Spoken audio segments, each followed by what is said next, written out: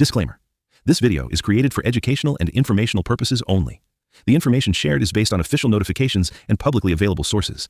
Candidates should verify eligibility, vacancies, salary, important dates, and the application process through the official notification before applying. This channel is not affiliated with CCRS or any government department and does not guarantee recruitment, employment, or selection. வணக்கம் தலைவா, நீங்க இப்பதான் first time நம்மளோட news Sai Vikram plus YouTube சேனலுக்குள்ள வந்திருக்கீங்க அப்படின்னா சேனலை மறக்காம சப்ஸ்கிரைப் பண்ணிக்கோங்க. இன்னைக்கு பாத்தீங்க அப்படின்னா OSC அப்படின்னு சொல்லக்கூடிய ஒன் ஸ்டாப் சென்டர்ல இருந்து பாத்தீங்க அப்படின்னா பெண்களுக்கான ஒரு சிறப்பு வேலை தான் கொடுத்துருக்காங்க. ஸோ இது பார்த்தீங்கன்னா சிஎம் விஜய் அவரோட நேரடி சேவை மையத்தில் வரக்கூடிய ஒரு டிஎன் கவர்மெண்ட் ஜாப் தான். ஸோ இந்த வேலைகள் முழுக்க முழுக்க பெண்களுக்காக மட்டும் விட்டிருக்கக்கூடிய ஒரு ஸ்பெஷலான ஜாப். ஓகே, ஸோ இதுல மொத்தம் ஒரு 3 விதமான பணிகளுக்கு ஆட்களை தேர்வு செய்யறாங்க. கேஷ் ஒர்க்கர், அதுக்கப்புறம் செக்யூரிட்டி கார்டு, அதுக்கப்புறம் மல்டி பர்பஸ் ஹெல்ப்ல இப்படின்னு சொல்லக்கூடிய இந்த 3 விதமான பொசிஷனுக்கு தமிழ்நாட்டை சேர்ந்த பெண்கள் யார் வேணாலும் எங்கிருந்து வேணாலும் விண்ணப்பிச்சுக்கலாம். முக்கியமா இந்த வேலைகளுக்கு விண்ணப்பிக்கிறதுக்கு எந்த விதமான தனிப்பட்ட ஃபீஸ் அப்படின்றது கிடையவே கிடையாது. ஸோ நீங்க ஆஃப்லைன்ல தபால் மூலியமா தான் இந்த ஜாபுக்கு விண்ணப்பிக்க போறீங்க அப்படின்ற மாதிரி சொல்லியிருக்காங்க. ஓகே, இப்போ இந்த வேலைகளுக்கு அப்ளை பண்ணக்கூடிய லிங்கை இந்த வீடியோக்கு கீழே டிஸ்கிரிப்ஷன்லையும் அண்ட் ஃபர்ஸ்ட் கமெண்ட்லையும் நான் உங்களுக்கு பின் பண்ணிருக்கேன். பிளஸ் அது போக டெலிகிராம், வாட்ஸ்அப் குரூப்போட லிங்க்கும் கொடுத்துருக்கேன். மறக்காம அதிலையுமே ஜாயின் பண்ணிக்கோங்க. இப்போ இந்த வேலைகளுக்கான லிங்க் இருக்குல்ல, ஸோ அதை டச் பண்ணி உள்ள வாங்க. அதுல இருந்து நீங்க ஸ்பெஷலா எப்படி விண்ணப்பிக்கணும், எந்த அட்ரஸுக்கு நீங்க சென்ட் பண்ணணும், இது போக இதுல எக்ஸ்ட்ரா தேவைப்படுற டீடைல்ஸ், செலக்ஷன் ப்ராசஸ் எல்லாத்தையுமே நான் உங்களுக்கு தெளிவாக சொல்லிடுறேன். ஸோ அப்ளை பண்ணக்கூடிய லிங்கை டச் பண்ணி நம்ம அஃபிஷியல் சைட்டுக்குள்ள வாங்க. ஓகே ஃப்ரெண்ட்ஸ், ஸோ இதுதான் பார்த்தீங்க அப்படின்னா இந்த தமிழ்நாடு ஒன் ஸ்டாப் சென்டர் மூலியமா விட்டிருக்கக்கூடிய ஒரு வேலைவாய்ப்பு. இந்த வேலை இந்த 2026 விட்டிருக்காங்க. ஸோ இந்த வேலைகளுக்கு அப்ளை பண்ணக்கூடிய டேட்டுமே ரொம்ப கம்மியாக தான் இருக்கு. ஸோ முடிஞ்ச அளவுக்கு எல்லா பேருமே அப்ளை பண்ணிக்கோங்க. இதுல case worker, security guard, multi purpose helper இப்படின்னு சொல்லக்கூடிய பலவிதமான பணிகள் அப்படின்ற கொடுக்கப்பட்டிருக்கு. இதுல பேசிக்கான குவாலிஃபிகேஷன் 8th 10th டிகிரி இந்த மாதிரி முடிச்ச யார் வேணாலும் எங்கிருந்து வேணாலும் இந்த வேலைகளுக்கு விண்ணப்பிச்சுக்கலாம். ஓகே, ஸோ நெக்ஸ்ட் கீழே அப்படியே ஸ்க்ரோல் பண்ணிட்டே வந்தீங்கன்னா இங்கே போட்டிருப்பாங்க, இந்த வேலைகளுக்கு எழுத்து தேர்வு அப்படின்றது கிடையாதுங்க.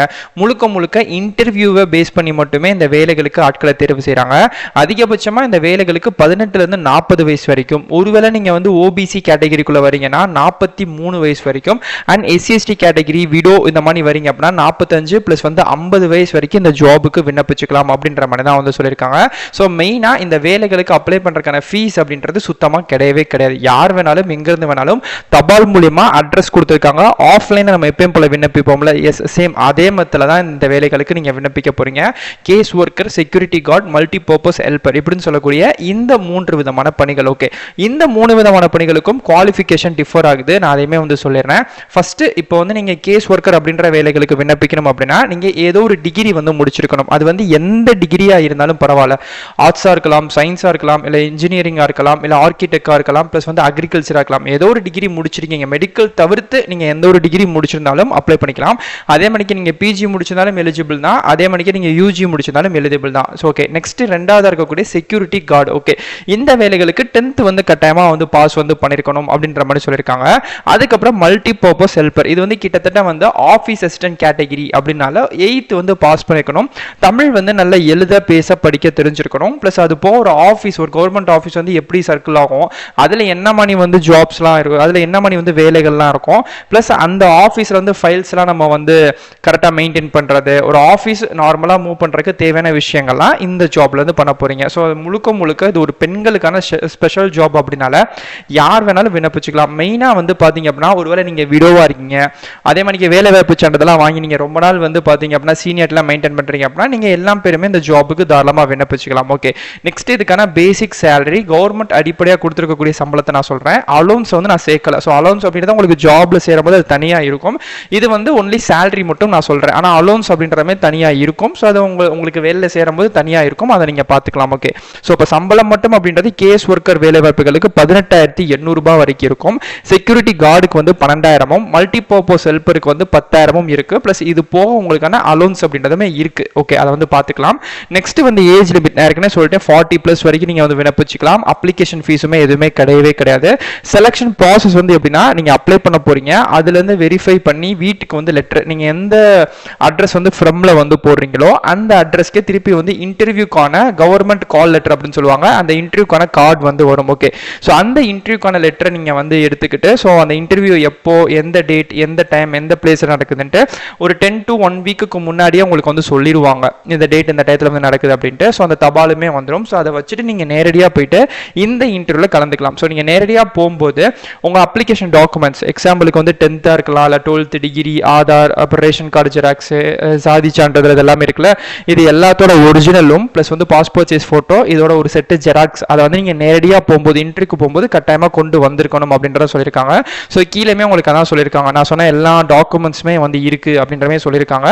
இருக்கணும், கண்டிப்பாக நீங்கள் அப்ளை பண்ணணும். ஓகே, அப்ளை பண்ணக்கான லிங்க் வந்து பார்த்தீங்க அப்படின்னா உங்களுக்கு நான் இந்த இடத்துல கொடுத்துருக்கேன், கிளிக்கர் அப்படின்னு தெரியுது பார்த்தீங்களா? எஸ், இதை வந்து நீங்கள் டச் பண்ணீங்க அப்படின்னா ஓகே, நீங்கள் வந்து கிளிக்கர் கொடுத்த நெக்ஸ்ட் பேஜில் இந்த மாதிரி ஆர்டிக்கல் வரும். அதில் வந்து லைஃப் இன்சூரன்ஸ் அப்படின்ற ஆர்டிக்கலுக்கு கீழே கிளிக்கர் அப்படின்னு சொல்லக்கூடிய ஒரு பேஜ் வந்து தெரியுது பார்த்தீங்களா? அதில் your link will be ready automatically அப்படின்ற மாதிரி வரும். ஸோ அதில் வந்து உங்கள் செகண்ட்ஸ் வந்து பின்னோக்கி ஓடிக்கிட்டே இருக்கும். ஸோ 12, 13 அப்படின்னு சொல்லிட்டு இந்த செகண்ட்ஸ் வந்து கம்ப்ளீட் ஆகிற இதே இடங்களே வந்து பார்த்தீங்க அப்படின்னா அகைன் வந்து உங்களுக்கு கிளிக்கர் அப்படின்னு சொல்லக்கூடிய ஒரு ஆப்ஷன் வந்து ஷோ ஆகும். ஓகே, ஸோ அந்த கிளிக்கர் அப்படின்னு தெரியுது. இப்போ வந்து எனக்கு முடிஞ்சிருச்சு. இப்போ நான் லைட்டாக மேலே ஸ்க்ரோல் பண்ணுறேன். இப்போ வந்து ஹெல்த் இன்சூரன்ஸ் அப்படின்ற ஆர்டிக்கலுக்கு கீழே கிளிக்கர் தெரியுது பார்த்தீங்களா? இப்போ நான் அதை வந்து டச் பண்ணுறேன். இப்போ எனக்கு இதுக்கான அஃபிஷியல் அப்ளிகேஷன் ஃபார்ம் வந்து டேரெக்டாக டவுன்லோட் ஆயிடுச்சு. ஸோ இப்படி தான் இருக்கும், இங்கிலீஷில் தான் இருக்கும். ஸோ நீங்கள் இங்கிலீஷில் கூட ஃபில் பண்ணிக்கலாம். இங்கே வந்து ஒரு ரீசெண்டான பாஸ்போர்ட் சைஸ் ஃபோட்டோவை ஒட்டிடுங்க, அதுக்கு மேலே கையெழுத்தும் போட்டுருங்க. என்ன பதவி, 3 பதவி இருக்குது, அதில் உங்களுக்கு எந்த பதவியோ அந்த பதவிக்கு நீங்கள் விண்ணப்பிச்சுக்கலாம். அதுக்கப்புறம் உங்கள் பேர், மொபைல் நம்பர், இப்போ இருக்கக்கூடிய அட்ரஸ்ஸு, எந்த மாவட்டம், அதுக்கப்புறம் உங்களோட ஏஜ் வந்து என்ன, ப்ளஸ் அது போக டேட் ஆஃப் பர்த் வந்து என்ன அப்படின்ற விஷயங்கள், அதுக்கப்புறம் எஜுகேஷன் வந்து அதிகபட்சமாக நீங்கள் என்ன முடிச்சிருக்கீங்க அப்படின்ற விஷயங்கள், 12th டிகிரியோ டிப்ளமோ என்னன்னாலும் கொடுத்துக்கலாம். எக்ஸ்பீரியன்ஸ் இருக்கு அப்படின்னா கொடுத்துக்கலாம், இல்லைன்னா தேவைப்படாது. அதே மாதிரிக்கு வந்து போலீஸ் வெரிஃபிகேஷன் சர்டிஃபிகேட், இது வந்து எதுக்கு அப்படின்னா என்ஓசின்னு சொல்லுவாங்க. உங்க மேல எந்த விதமான ஒரு குற்றச்சாட்டும் இல்லை, கரெக்டாக தான் இருக்கீங்க அப்படின்றது. இது வந்து கண்டிப்பா வாங்கணுமா கேட்டால் தேவையில்லை. ஸோ வேணும் அப்படின்னா வாங்கி வச்சுக்கலாம். ஓகே, இதை போய் நாங்கள் எங்கே வாங்கினா உங்க ஏரியா, நீங்க எங்க வசிக்கிறீங்களோ அந்த ஏரியாவோட லோக்கல் போலீஸ் ஸ்டேஷன் இருக்கும்ல, ஸோ அங்கே போயிட்டு நான் அந்த மாதிரி எக்ஸாமுக்கு நான் அப்ளை பண்ண போறேன். ஸோ எனக்கு வந்து ஒரு என்ஓசி மணி தாங்க என் பேர்ல அப்படின்றத நீங்க கேட்டு வாங்கிக்கலாம். இது வந்து வாங்கிட்டீங்க அப்படின்னா மட்டும் இந்த இடத்துல எஸ் வந்து கொடுங்க, இல்லைனா நோ அப்படின்னு சொல்லி கொடுத்துக்கலாம். ஸோ 100% இது வந்து மஸ்ட் கிடையாது, இருக்குன்னா மட்டும் எடுத்துக்கோங்க, எல்லாம் தேவை கிடையாது. ஓகே, கம்யூனிட்டி சர்டிஃபிகேட் கேட்குறாங்க, எஸ் கொடுத்துக்கோங்க. ஆதார் கார்டு இருக்கும், அதுவும் எஸ் கொடுத்துக்கோங்க. ஸ்கூலோட டிசி மார்க் ஷீட் இருக்கும்ல, அதுவுமே எஸ் கொடுத்துக்கோங்க. ஸோ ஃபைனலாக அது எல்லாத்தையுமே கொடுத்துட்டு இந்த இடத்துல உங்கள் சிக்னேச்சர் ப்ளஸ் வந்து எந்த டேட்ல இருந்து நீங்கள் விண்ணப்பிக்கிறீங்களோ அதை வந்து மறக்காமல் இங்கே வந்து போட்டுட்டு இது கூட உங்களோட 10th, 12th degree, community, Aadhaar, education document எல்லாத்தோட ஜெராக்ஸ் தான், எதுவுமே ஒரிஜினல் கிடையாது. எல்லாத்தோட ஜெராக்ஸுமே வந்து பார்த்தீங்க அப்படின்னா எடுத்து இது கூட நீங்கள் அட்டாச் பண்ணியிருக்கணும், மறந்துடாதீங்க, பின் பண்ணியிருக்கணும். ஸோ பின் பண்ணி இதை வந்து பார்த்தீங்கன்னா ஒரு குறிப்பிட்ட அட்ரஸுக்கு வந்து சென்ட் பண்ணணும். ஓகே, எந்த அட்ரஸ் அப்படின்றதமே நான் இப்போ உங்களுக்கு வந்து ஸ்க்ரீனில் வந்து ஷோ பண்ணுறேன். ஸோ அந்த அட்ரஸுக்கு தான் நீங்கள் வந்து பார்த்தீங்கன்னா அனுப்பியிருக்கணும். ஸோ இங்கே வந்து போட்டிருக்காங்க முகவரி அப்படின்னு சொல்லி நான் மார்க் பண்ணி காமிக்கிறேன்.